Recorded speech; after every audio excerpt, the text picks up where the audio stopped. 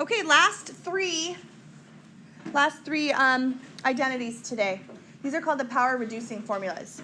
So right now all these powers are squared, and we're going to find out what they're equal to by reducing their power. Okay? So sine squared is equal to,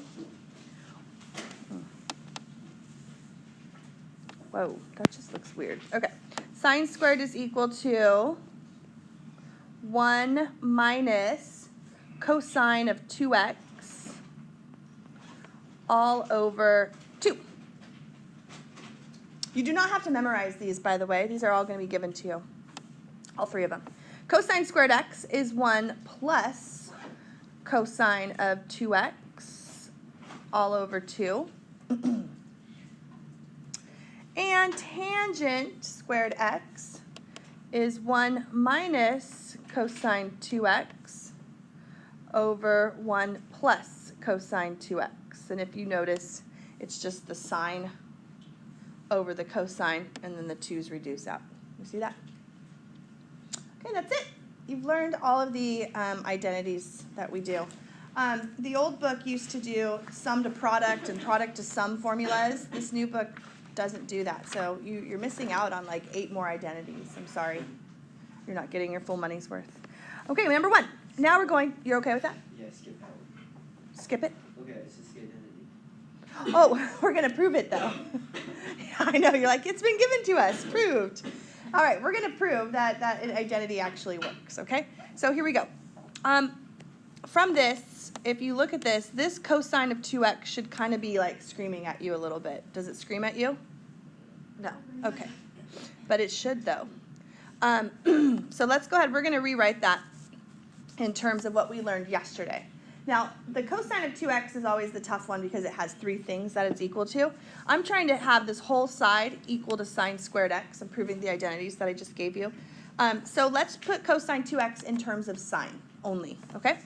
So this is equal to 1 minus, and cosine 2x we learned yesterday is equal to 1 minus 2 sine squared x. And then this is over 2. Right, that was one of our identities that we learned yesterday. And so now let's take this negative and let's distribute it in. And so you get 1 minus 1, a minus 2 sine squared becomes positive 2 sine squared x over 2. Do you see the rest of it? Yeah. We're trying to get this equal to sine squared. 1 minus 1, those cancel each other out. And then you end up getting 2 sine squared over 2 sine squared, which also reduces, leaving you with sine squared equals sine squared. So I know I gave you those identities, and we just proved that it actually works. Okay? So now you have it, though. Now you can use it whenever you need to. So here we go. Number 2. Prove that cosine to the 4th x minus sine to the 4th x equals cosine 2x. You know, now that you have so many identities, there's other ways to do things. So if you went about this a different way, you know, it's not going to be, like, you'll be fine. So, I don't know. It's kind of hard to say, like, oh, let's do it this way now or do it that way. It really doesn't matter. So we're going to prove that this is true. All right, so I look at this and I think, oh, look, there's the difference of 2 perfect squares. Cosine to the 4th x minus sine to the 4th x. So let's go ahead and factor that. So this becomes cosine squared x minus sine squared x, and then cosine squared x plus sine squared x. And we haven't seen that guy in a while, have we? Cosine squared x plus sine squared x equals 1. Wait, why does that equal that? Oh, this is the difference of 2 perfect squares. So you have, like, this is like x to the 4th minus y to the 4th. So it'll factor as, you know, x squared times x squared, and then plus y squared minus y squared. Difference of 2 perfect squares. Okay, so that equals 1, and I am getting cosine squared x minus sine squared x. And from here, you know, there's a couple things you can do. I'm going to use my new formulas because I got them, and I really, you know, it's like you get a new outfit, you really want to wear it. So, okay, so let's do this. It's the same thing. So you have cosine squared x. That is equal to 1 plus cosine of 2x over 2, okay? So this cosine squared x right here, this one, I replaced. Minus, let's replace the sine squared with our new identity that we learned today, which is 1 minus cosine 2x over 2. And the cool thing about this is that they have like terms here, or they have a common denominator. Sorry, common denominator. So let's take this and we're going to subtract the top. Okay? Now you're subtracting all of this. So if you wanted to put parentheses around that, you might want to. So we have 1 minus 1, that's gone. We have a cosine 2x minus a minus cosine 2x gives us 2 cosine 2x. And then this is over 2. Can you do it one more time? Sorry. That part? Yeah. Yeah.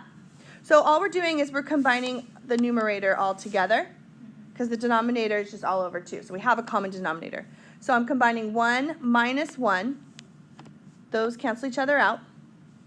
And then I'm taking cosine 2x minus a negative cosine 2x. And that gives me 2 cosine 2x. And then, do you see it? Reduce, and you're there. Cosine 2x equals cosine 2x. Now, there are other ways to solve that, to prove that identity. So if you didn't remember to do it, you know, you could do it a different way. All right, last one.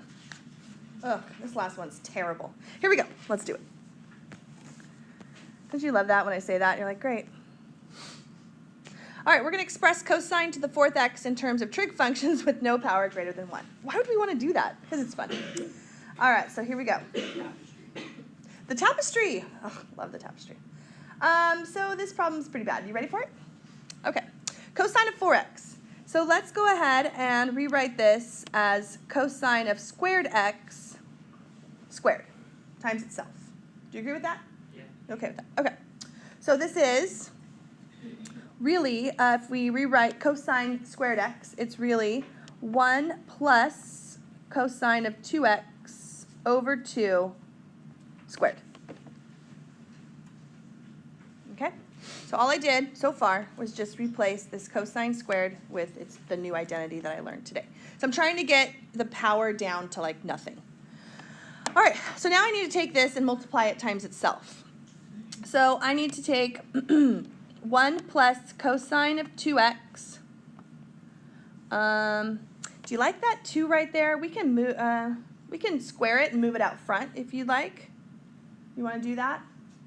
Because nobody really likes fractions. I say we do that. Let's take that, move 1/4 out front, and then just multiply 1 plus cosine of 2x. Is everyone all right with that step? Okay. So what I basically did was, if you have a power up here, you can power that and power that, right? We have properties that say that.